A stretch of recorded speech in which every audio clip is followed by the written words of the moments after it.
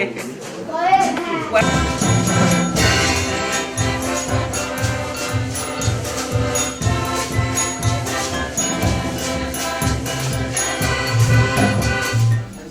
ever said this talking about relocation of the school. My point here is, we as KIBOS, or as a family, or as a group, we have never said the school to be relocated. We have never ever said it. If we have said it, or we have put it in writing, I would like to see that document. We have had many, many meetings with the Salvation Army. That the grounds given for the intended relocation are to protect children with special needs from the harsh, continuous environmental health hazards emanating from the factory's pollution, despite the pollution being deliberate, to pressure KIBOS School for the Blind to relocate. Our response, KSL has never put any pressure on the schools to relocate.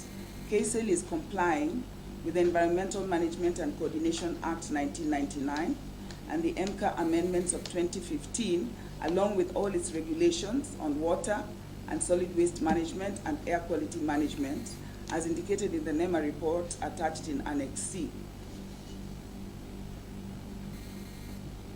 You seem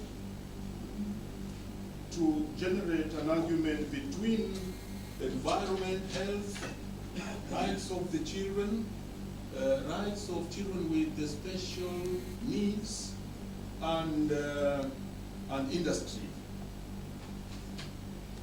The first occupancy theory, which talks about occupation of land in Kenya and everywhere, including America, because we have referred to America severally, talks about who came first.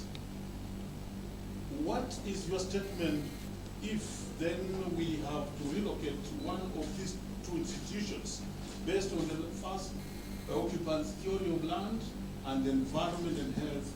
Mission to KIBOS Special Schools, that is KIBOS Special School for the Blind, primary schools, and the KIBOS Special School for the Blind, secondary. Our fact-finding was actually as a result of a petition that we received in the floor of the House, especially on the location of the school and the conditions that the school were in, especially the environment the landers were in.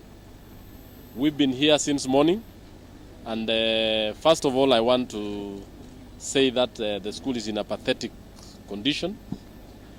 One, as a result of the environment where they are in. There is a lot of noise, there is a lot of pollution that is within the school.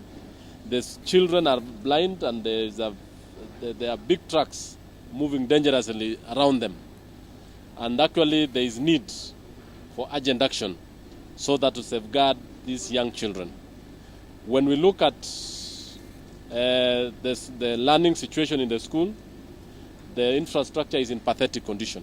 And I want to urge the CS Ministry of Education to immediately release funds for, one, improvement of infrastructure for the school. Learners are blind, learners are walking around, and the whole place is very pathetic. I think the CS, with the county, with the Ministry of Education officials in Kisumu County, should ensure that KIBOS Special School is urgently attended, because this is the only school in Western region that is actually catering for the visually impaired. Two, we have no teaching learning materials, especially for the visually impaired. We've seen textbooks. You can't bring regular books to a school which are visually impaired. We need books of large print, we need braille, and we also need materials, reading and writing materials, because these are students who need use brailles. They don't use exercise books. One student, as we are told, use about 25,000 for a whole term. So without capitation, without enough resources, we are going to see the closure of this school, which is not actually right. We are asking that the government immediately release those funds, even the grants to schools, especially special schools across the country. And I think this